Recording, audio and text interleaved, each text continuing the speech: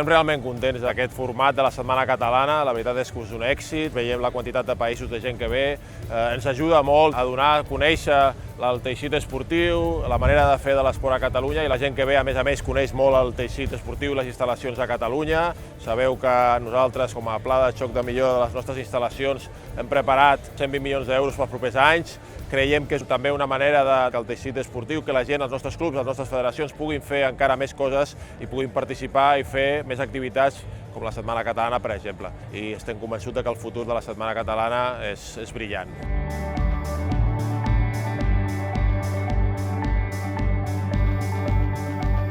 Valorem molt positivament aquesta Setmana Catalana perquè en aquesta 5a edició hem batut tots els rècords, més de 35 federacions, més de 4.000 esportistes, 2.000 de fora i 2.000 de les seleccions catalanes i sobretot una qualitat de primeríssim nivell. Hem tingut campions del món, campions d'Europa, hem batut rècords en algunes de les modalitats i per tant crec que hem demostrat una capacitat organitzativa per part de les federacions de primeríssim nivell, però també aquesta capacitat organitzativa ha fet que els millors del món vinguin aquí a casa nostra, que al final aquest és el nostre objectiu.